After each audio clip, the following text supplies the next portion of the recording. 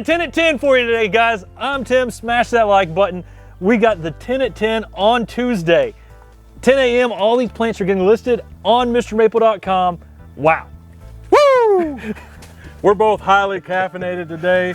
We had a long week last week, but we've got some sleep since then. And so here we go. We're ready for this 10 at 10. This is going to be exciting. We've got some heavy hitters here. Some things that I think you guys are really going to need to add to your garden. Some stuff that's hard to find, not really available that often. So get excited about that. Sign up for that 10 at 10 email because that'll give you the full listing of what we're going to have today. But this is the 10 at 10 for April 4th of 2023. So these trees are going live at 10 a.m. Get involved in the live chat as always. We've got a great community of people who are doing that. If you're watching this at a later time, remember, there's no question of when we air these videos. So you can always get involved in the live chat the next time. And make sure, you realize that at 10 a.m. is when we list these. So if you're watching at 9 a.m. and you say, they're not on the website, where are they at? At 10 o'clock, they will be there. And guys, we're actually listing 20 trees. Yeah. This is only 10 of them. That means if you sign up for our weekly emails, you'll get a heads up about the same time this video airs at 9 a.m. of the full listing of the other 10 trees that are getting listed, so you can be prepared to check out with the cool plants that you want very quickly. I really enjoy the chat, guys. That's why we do the premieres. I think it's really cool the way we can all get together and talk about plants. So let us know in the comments and then the chat what your favorite will be for this lineup today. I think you're going to be really surprised by some of these. And if you have some others that you'd like to see coming up on other 10 at 10s, let us know what you're interested in. We're always trying to cater to you guys because we know that you're the collectors, you're the people that's out there looking for these cultivars. So we try to find things that you guys are going to be interested in. But I think today is going to be no exception to that. We got some heavy hitters here. And guys, we do have another open house coming up on Memorial Day. So Monday, Memorial Day, here at Mr. Maple. We'll have more stuff coming out about our open house. Make sure you get here for this because it's such a fun time to have people here and to shop in person. Man, the 10 gallons are going to be all leafed out when we have that open house. Whew, I can't wait, man. It's going to be a crazy day again. We really appreciate all the people that came out and supported us on the last open house. We had an enormous turnout and we had a great crowd of people. So much excitement. I've never really seen that many people excited about plants. It was like my kind of people. I absolutely enjoyed it. I know Corbin on the other side of the camera, we were having a blast. He was running around with the camera, getting interviews. We shot some top fives with folks. I mean, it was awesome, man. We really enjoyed it. So thank you all so much for your support. And make sure you try to make some plans, put in for some vacation time coming up for this big open house because it's going to be another epic day. Now, for our Memorial Day, there is the day before a garden festival in downtown Hendersonville. Yeah. And so if you're looking to come to our Memorial Day open house, go ahead, book your reservations because we're going to have it on that Monday. So you need to make sure you've got your hotel reservations made because that is a very busy weekend for Hendersonville. Yeah. So make sure you get that. I'd go ahead and do that right away. But also make sure you're subscribed to our podcast on your favorite podcast platform. We release a weekly podcast about gardening focused on Japanese maples. I mean, guys, there's no one else in the industry doing this. Daily videos, weekly podcasts. So make sure you're subscribed and enjoying all this content we're working hard to put out for you. So I know you guys are chomping at the bit, ready to get this thing going. Let's start it out, Tim. We got here on the end, we've got Acer palmatum, Ueno Yama. Yeah, I mean, Ueno Yama, it's the harbinger of spring. It gives you some just amazing. Big old 2 gallons. Amazing orange to yellow. Yeah, I mean, this plant is spectacular. Absolutely. This is kind of like when it comes to springtime, this is the one that gets you excited because you've waited all winter long. Everything's just been sleeping out there and then boom, you get some color that pops out there. And the Ueno Yama is like one of the first ones to leaf out and get you excited about spring. Beautiful oranges and yellows coming in on that. Love the shape of it too. Nice upright form to it. Just a great plant. And I'll tell you, this plant is about 6 to 8 inches shorter than the last time we offered it. And while that is a positive is because now this tree ships in a medium box. Yeah. That means this is going to be much cheaper on your shipping than it was before. And these plants, as they're pushing out a lot of growth, they'll probably get to that size pretty quickly. Yeah, so I would recommend buying it fairly soon because you're going to get the same size plant but with the cheaper shipping on these Ueno Yamas. And this is a photographer's dream. I mean, this thing is really puts on a show. I love the like transition that it goes through, coming out with that really nice vibrant orange at first, then going to that yellow. I mean, it just really gives you just a special appearance. I mean, it'll light up a spot in your garden. You know, if you got a little dark space and you need some color there, this is it. And the other thing I love about this plant is it's extremely heat tolerant. Yeah. I mean, as well, it's one of the first ones to leaf out. It doesn't always get frost burnt like some of the other ones as they're leafing out. My dad always says there's a little bit of antifreeze whenever they first leaf out, and that's definitely true with Ueno Yama. But Ueno Yama performs extremely well in higher heat settings. It's also, Ueno Yama is the same thing as Ueno Amare. You know, some people say, oh, those are different plants. When I talked to someone who spoke Japanese, they said it was kind of the same way of saying the same thing. Right. One is like the pride of Ueno, and the other one is like Ueno Mountain, which is after Ueno Park in Japan, where they have the blooming cherry festival. Nice. And since you have that blooming cherry festival there at Ueno Park, where things leaf out in the spring, this is like a flowering shrub when it leaves out. It gives you some amazing colors. And saying Ueno Mountain is just like saying the pride of Ueno. Huge sizes on this plant. This is going to be, I think, one that everybody should get their hands on. Now, I mean, if you don't get excited about this plant, I don't know what to tell you. This is absolutely amazing. What do we got, Tim? Guys, we've got Acer japonicum Rising Sun. Check out the size of these japonicum leaves. And They're huge. That's what Rising Sun does. I mean, Yeah. It's got one of the biggest palettes to really enjoy all throughout the season, the colors this tree provides. I mean, just ginormous leaves on this thing, kind of heavily dissected on the lobes on that, with a really, really nice shade of green. And then your new growth is kind of this nice light lime green to it. Really, really interesting plant. The japonicums just stand out. I mean, you could have 100 maples out there, Acer palmatum. You throw a japonicum in the middle of that, it's going to just be like, whoa, what is that thing right there? I mean, this gives you a very like tropical feel to it. Huge leaves on that. And one of the really understated things about it is the flowers. Yeah, on a mature specimen, as the plants begin to mature, you start to get the flowers on many Japanese maples. But on japonicums, everything's bigger. And sometimes that means they're better. Yeah. And the flowers are way better because they're bigger, you can enjoy them. And the red tassel-like flowers hanging down underneath the green foliage is something that is really to be appreciated. I mean, the fall colors, we all know japonicums are like the #1 when it comes to that. I mean, they just put on a huge display. An array of colors are going to come on this thing, from reds to oranges and yellows. I mean, this thing just really lights up. I've even seen some like purplish colors on that when it gets, to the end of that reds. I mean, just puts on a really nice display. I mean, they're the top performers when it comes to fall color. And I think some of that may be due to the thickness of the foliage. Yeah. I mean, sometimes the thicker foliage allows them to go through some of those late spring or late fall frosts. Yeah. Whenever you start getting those frosts in, and still hold on to the foliage, but still start changing colors. And amazing plant, and one that you're sure to love in your garden. Oh man. So all those japonicum fans, get excited. That's a good one. Next up, when we go from a huge leaf here with the japonicums to a small little dwarf, we've got Acer palmatum Tattoo. Yeah, Tattoo, a selection introduced in the nursery trade by Red Maple Nurseries and named after the guy from Love Boat, was it? Yeah, I think you're right. We never get that right, but we're always messing with you guys. But I was thinking today, I was like, well, maybe I should get a tattoo of a tattoo. I don't know, no, maybe not. But this is an awesome dwarf.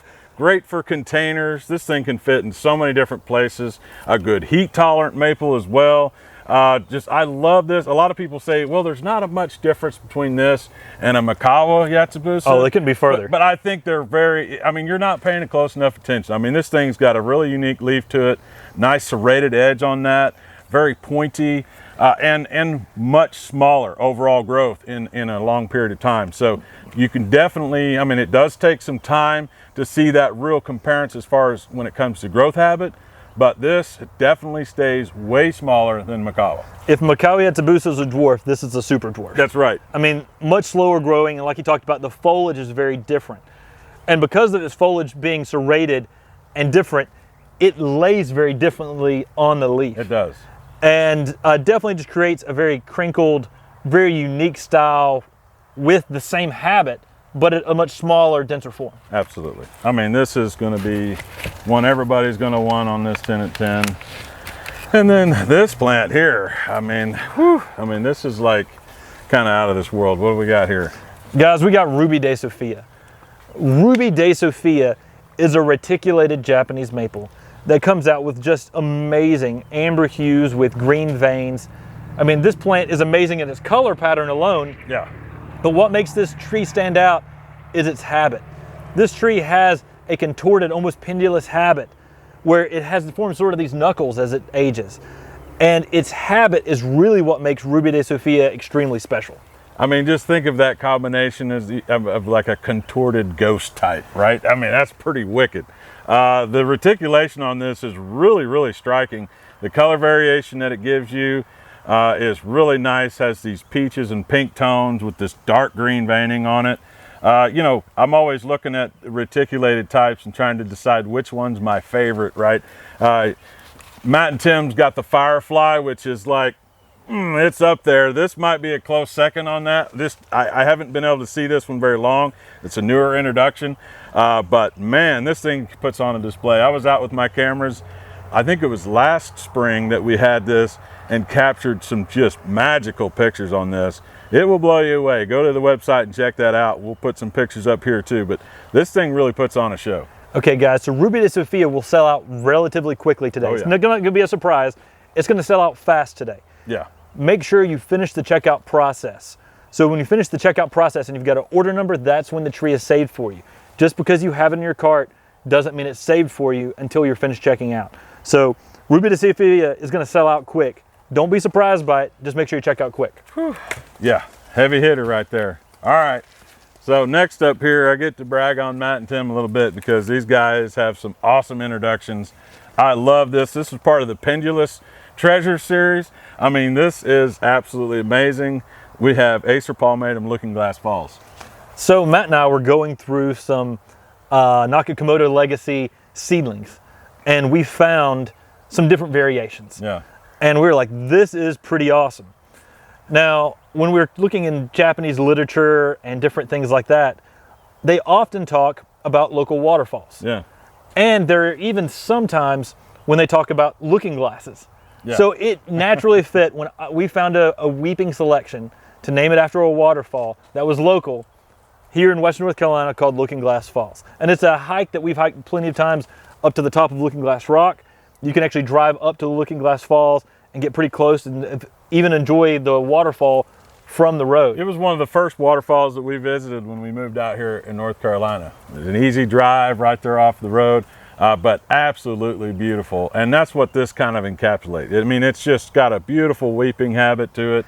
You can stake these up, give them a nice cascading effect. You can let them creep out, you can let them just spread across the ground. I mean, this is going to be one that I think should be in your garden and to add to that collection, and really cool to have it on the 10 of 10 today. Yeah, and you can do this in a hanging basket like you've done. Yeah. I mean, that's a great way to enjoy this plant. But the thing that stood out for this tree from many of the other Nakakomoto Weeping Legacy seedlings we were going through was in the springtime, this has a purple-red border. Yeah. Now, these have been in the shade. If you give it some sunlight, it'll really peak that border up a little bit brighter colors. But this is one of the first weeping styles that gives you a nice border interest in the spring as well. So it has a little bit of what you like about a Murasaki Kiyohime with the habit of Ryusen. And so we were really excited about it. Extremely heat tolerant, grows fairly vigorously for us, Yeah. and is a plant that is pretty different. Pretty different, that is for sure. All right, guys, so here we have a couple of size to showcase here. We've got Acer palmatum Kurenai jishi. And guys, we've got two different sizes here. This is your typical size of Kurenai jishi. These are online right now for $45. We've got our large Kurenai jishi online for $50 as well. And there are some larger than this, but we wanted to show you what the smaller size of the larges were so you'd understand. You're gonna get one that's gonna be at least this size when it comes to these large 1 gallon Kurenai jishi that Brian's holding in his hand. And this is what's typical of Kurenai jishi, which is our 2-year 1 gallon. Yeah. I mean, this is a slow growing dwarf Japanese maple, often known as the red lion's head, Kurenai jishi. Yeah, I mean, like you said, very slow growing. So just to get them to this size takes quite a bit of time. But we're excited to be able to offer you guys a variety of sizes on these. This is just great cultivar in my opinion. There's really nothing else out there like it. You know, it kind of sits in its own category. You know, it's kind of this weird mix between like Shishigashira, Makawi Atsubusa, then you throw the red on there. I mean, it's really got a unique shape to it. The leaf texture is really interesting too. They kind of curl and wave a little bit. They've got some nice green veining in on that red. I mean, it goes through a lot of changes too. Whenever it goes a little bit green during the summer, then you get that bright red new growth over top. I mean, this is absolutely, I think, one of the top tier cultivars. And the thing that's underrated about this is the fall color. I mean, this plant can really give you some nice bold oranges in the fall as well. But it has that twisting leaf like the lion's head, and can give you some really nice red color. I do recommend giving some morning sun to mid-afternoon sun with some protection from the hot afternoon sun to hold this brick red color the longest and to really get you the best colors on this brick red. If you take this plant, for instance, and you grow it and let it leaf out in deep shade or inside of your garage, it's going to be greener. That's just the way it is with most Japanese maples.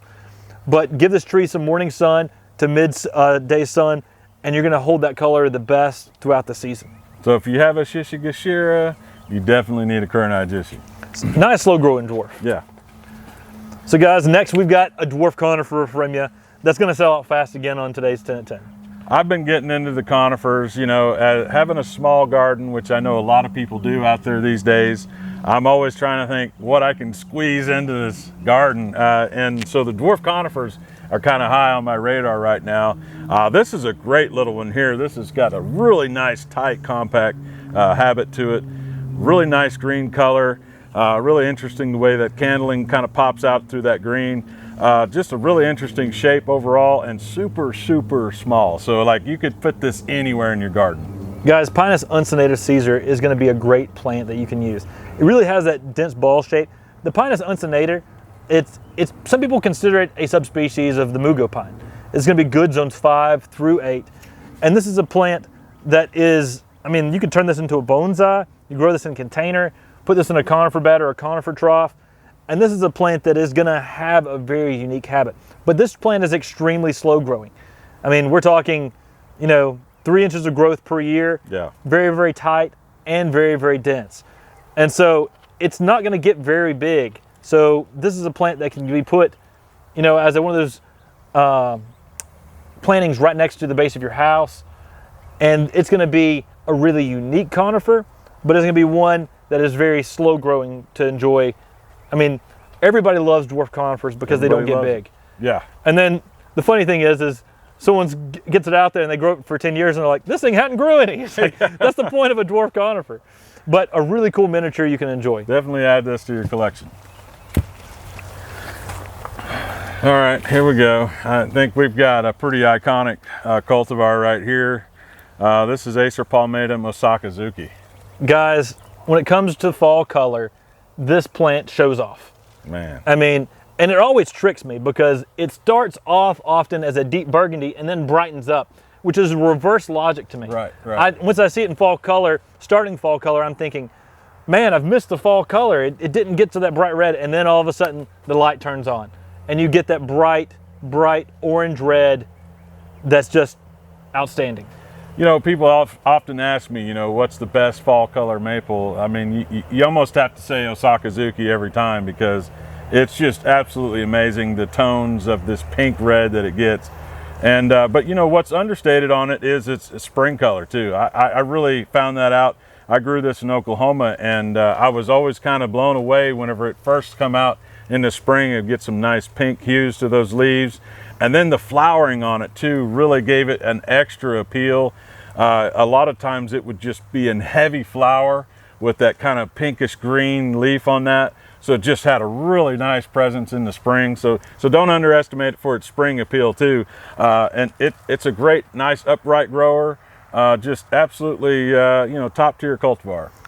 And when it comes to the summer months, when this tree is a bright green and it gives a lively feel out in the landscape, this is a tree that gives you something unique in the springtime. It's great for traditional Japanese gardening where you want that lively feel of green during the summer, and then when the fall hits, the light switch turns on and you enjoy that fall color. Yeah. And that's what Osaka Azuki can bring in the landscape. An amazing classic Japanese maple that more people still need to use in their garden. Don't see it out there enough, that's for sure.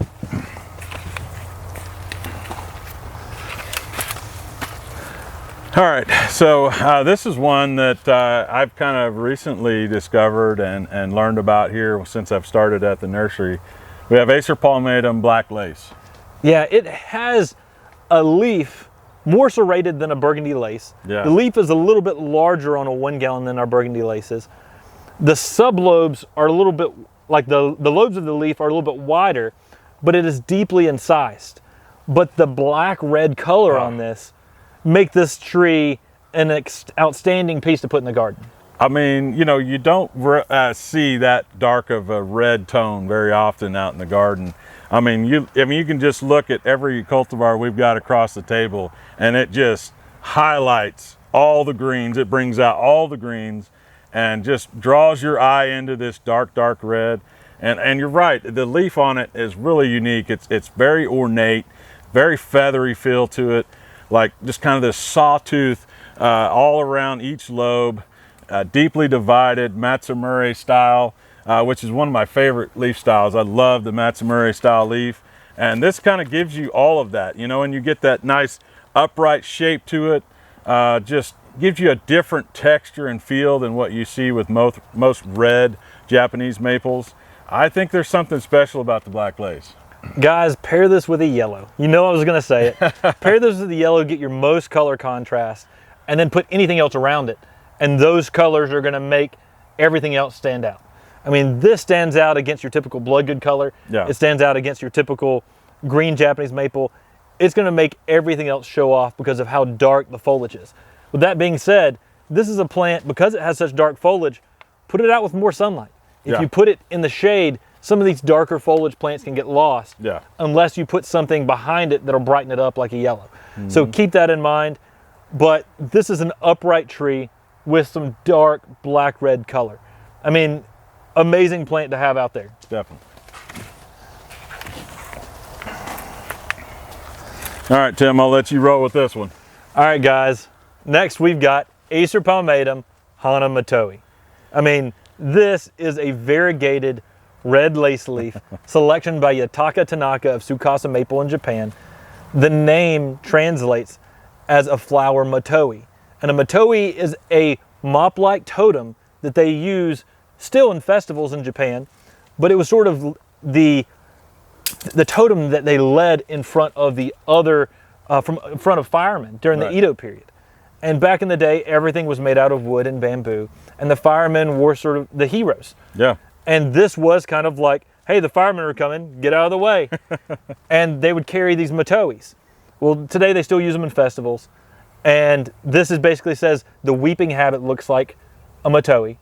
And then because it has the pink variegation on the red foliage, it's got the flower, the ornamental, the decorated matoi.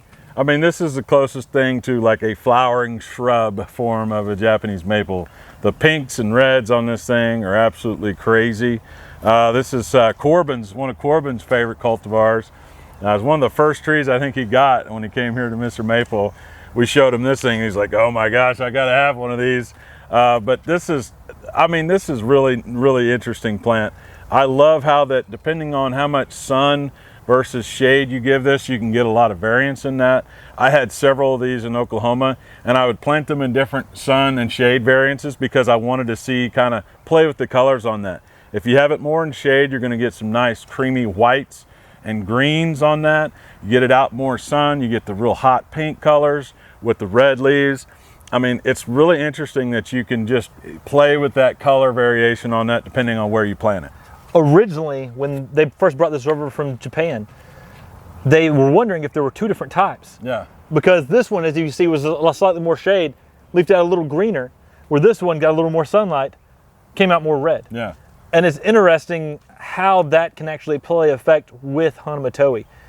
But give this tree some more sunlight so you really can enjoy, I personally like the reds Yeah. with the pinks. Yeah, for sure. And this is a plant that is really unique, really different. It was found as a chance seedling from Toyama Nishiki, which doesn't have the same red color, Right. but it still has the variegated foliage. So it makes sense as its parentage, but is a really unique plant. We've got these in the 3 gallons now. These are high grafted, and these are grafted up about a foot, then staked up a little bit higher. And then we had the low graft 1 gallons today as well. So we've got them in 2 different sizes. Yeah, that's right. We're trying to start bringing some different plants in different sizes. Right. It's spring.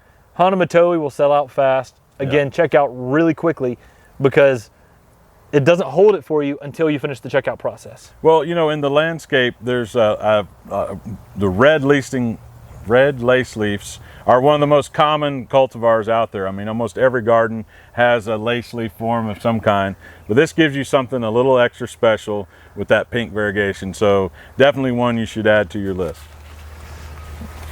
Brian, this is a pretty cool 10 at 10. Ooh, I mean, I think everybody's going to be really excited today. These are not going to last long, trust me. I mean, we've got some good numbers on these, but we have a lot of shoppers out there. I think It's spring too. I mean, yeah, everybody's thinking about their gardens. Everybody's thinking about it's time to plant.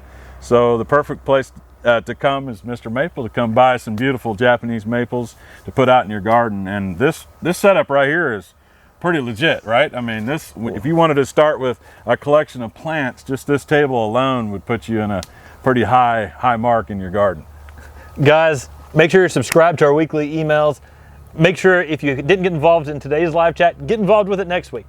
We've got a live chat every single day with our videos coming out here on YouTube. And thank y'all so much for watching. We appreciate y'all, the international community who love seeing these cool plants. And thank y'all so much. Yeah, man. Let us know what your favorite is for today's lineup. And we'll see you guys next time. So thanks a lot. Take care. God bless. And have a sweet, awesome, cool day.